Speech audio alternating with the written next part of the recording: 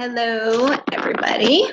We are working on getting Katrina on here, and hopefully we'll be joined by a few other people. Katrina is going to talk with us about booking. I'm gonna move so that light's not behind me so badly. So Katrina has been with Usborne for a couple of years. We'll get her exact story, and she is one of our booking queens. She tends to decide that she's going to book up her fall or the season, and she just gets to it and has a full calendar once she sets her mind to it. So I'm excited to have her here to talk about it. So let me see if we can get her on here. Says video.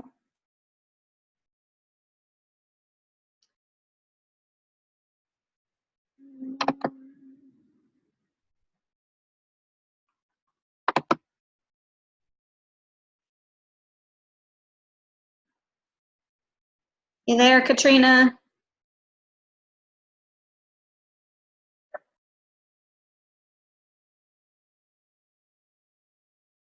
I'm going to pause the recording for a moment. All right, Miss Katrina, thank you for joining us and sharing your wisdom. So I was doing a little intro and talking about how when you set a goal that you just work towards it and book up your calendar and how successful you are at doing that. So wanted to ask to begin with, for you, what's a full calendar? How many parties do you like to have each month? I like to shoot for about 8.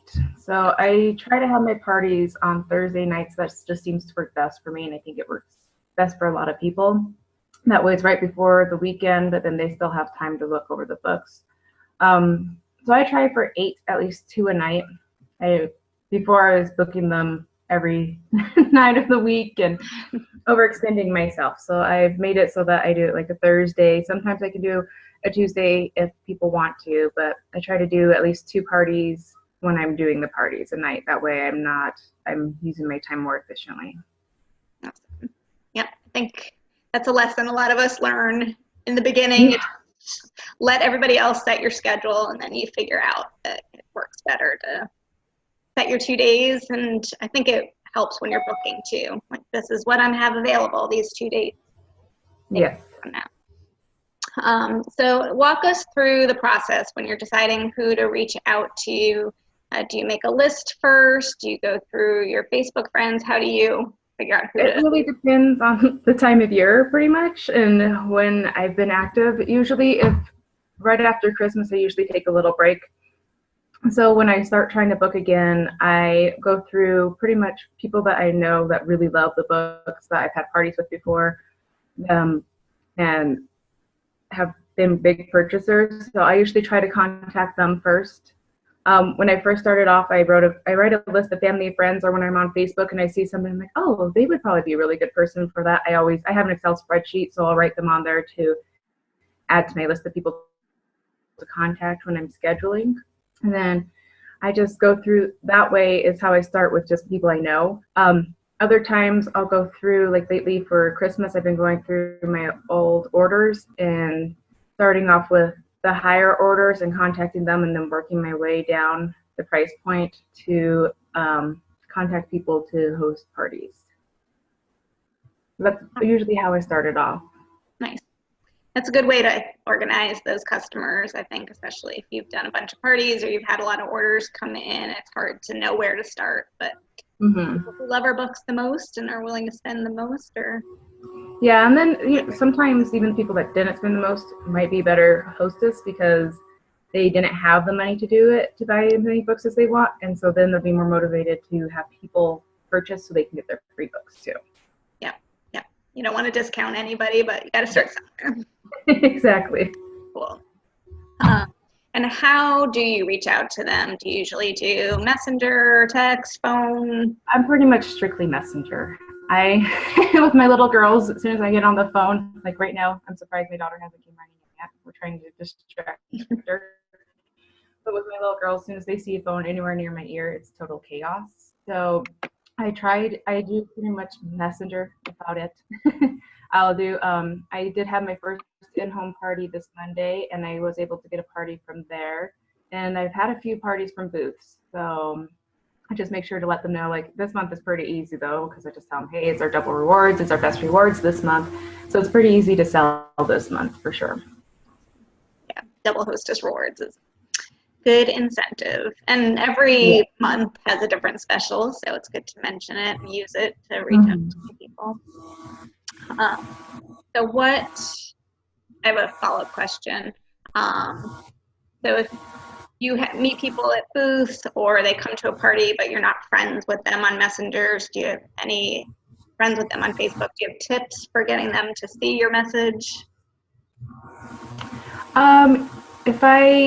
For booths and stuff, that's a little harder. I usually, if I get their information, I usually include like a phone number and stuff, and I usually call them if I get them from a booth. Otherwise, from a party, if I want to talk to them or message them, I'll send them a message, and then on the party, I'll write on a comment that I sent them a personal message so they can check it. But sometimes it's a little difficult because I do reach out to customers to do follow-up and stuff, and they just never see it. So it's part of the deal. Yeah, I just started the parties I have going now, messaging them their wish lists instead of posting them on the page, and letting them know, like you said, in the party. So that's a great idea. That way you already establish contact with them. Yeah, I think Joy mentioned that, and that's been helpful already. So can you tell us some of the words that you use, and I might even have you post some down below. You do a great job of just talking about how exciting it is to host. I just have a script, and honestly, I think part of the reason I'm able to get so many parties is that I truly love the product. I tried selling Mary Kay before, and I did awful because I could care less about it. People are like, I don't need this. I'm like, no, you don't need it. So like with Usborne, I love it. I love the books. I'm addicted to the books. So I think that helps a lot. So I just let my enthusiasm come through. Oh, my daughter's freaking out. Addie, you okay? Come here, baby. And so, you want to come say hi? Yay. So we love having kids on our videos. I just let my, you say hi? Hi. Hi, Addie. So I just let my enthusiasm come through. I usually just, like I said, I'll tell them our special hostess rewards that week and make it, sell it up, upsell it, and tell them how amazing it is and how many free books they can get, and just take it with you. And then I usually offer additional free books if they were to book right now. So I use the $50 in the additional. Is it the 30% off or whatever that is? Yeah. So I usually use that. I use it anywhere from $10 to $20 depending on the season and how motivated how many people I need to get a party booked depending on how my schedule's looking. And then I usually end it with a question of saying, will this work for you? Or what day do you want to pick, instead of just leaving it open-ended. That way they can say yes or no.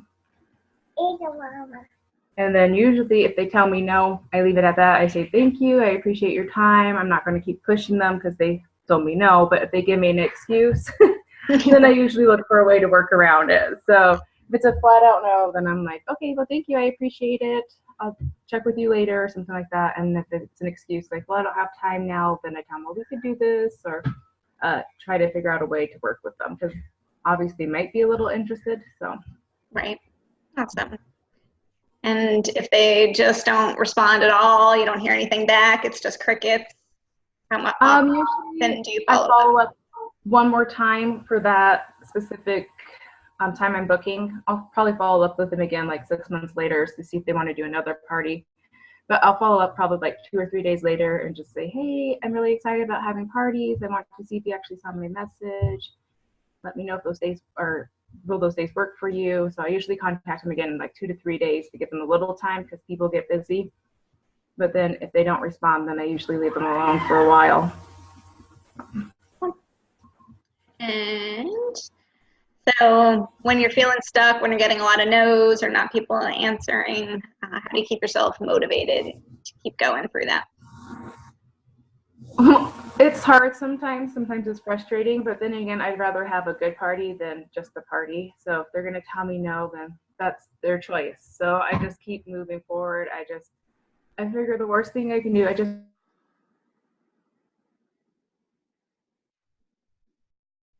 Yep. You're frozen on my end. I'm not sure if you're frozen for everybody else. Tracy, is she frozen? Yeah. All right. Pause in the recording. We'll see if you come. Goal is, or at least 2 times a year, just to give them a little break. But I have customers that will buy all the time. They just don't want to host. And then they are probably my most successful parties to date. I usually just contact my previous customers and then. And I'm going to interrupt you for a sec because I just realized I wasn't recording. So Katrina's talking about her mystery hostess party, and then I'm going to go back to a couple of your other questions. Okay. Sorry. Oh, it's okay. So I reach out to my customers and to family and friends, and I pretty much reach out to everybody on my list. All I can say is no, and then I move on. And then if someone tells me not to contact them anymore, then I make sure I remove them. But I don't think that's happened to date. I don't think anybody's said, hey, stop harassing me. So I just always send out a message and see what happens. Yeah, I think it's always good to have your own events. I usually try to do one online event and then one in-person kind of open house event every couple months, just to give opportunities, because not everybody wants to host, but they're happy to buy from you every once in a while. And if they can buy from you in a way that they have a chance of winning free books, then yes, be more likely to. Mystery hostesses are fun because you can buy one book and you're entered into the drawing. You know, it's Right. the excitement of maybe I can win it. It's this high of a jackpot. I should actually, because I've had people who are like, oh, I can't do it this time, and then they made it so that they could because they wanted a chance to win the jackpot. So I think the excitement and mystery of it helps a lot too. Yep, especially when there's a good hostess incentive or holidays or something going on. And then will you repeat what you said about the following up after the party? Because I wasn't recording. Oh. So for my follow-up after party, I usually wait about a week to make sure that the customers actually received their books, and I will send a message saying, hey, I hope you received your books. I hope you're loving them. Please let me know what you think. And when they message me back saying, oh, I love the books, thank you so much, I ask them if they would be interested in hosting a party and do my normal spiel of, this is what our incentives are this month, and if you want to host, I have these dates available. Cool. Awesome. And can you talk a little bit about recruiting during parties, what kind of posts you put, and how you follow up with people about that piece? I do a post, that shows the packages, or the kits that are available, and if there's specials. I have a few people that have expressed interest. So anytime we get a special kit offer, I have a list and I follow up with them every time. Once again, I follow up with them until they tell me to leave them alone. So I'll just send that to them. If I see somebody that's really, really into the books, or somebody that's hosted with me a few times or stuff like that, I will offer them to join my team. Especially if I have someone that's being like a really good host before the party starts, I offer them it so that they can have their party as their kickoff party and have the parties from there for their business too. Cool. Anything I didn't touch on that you think has been helpful and for you? I had a couple things I don't remember now. It'll come back, and I'm gonna unmute everybody. So Tracy and Alicia, if you guys have any questions, feel free to pop on. I have one, Katrina. So when you do your mystery hostess party, are they required to purchase something in order to win the free books? They are. In order to get the hostess rewards, they must actually make a purchase. It doesn't matter how big or small, just have to make a purchase. Okay. Sometimes I make it so like for every $50 you spend, you get an entry. It really just depends on the script that I have at the time. But I do for every $100 that I sell, I do a mini book drawing or one of the cheaper book drawings, and whoever participates in the mystery hostess party is entered into that. Okay. So you do multiple prizes. Yes. Okay.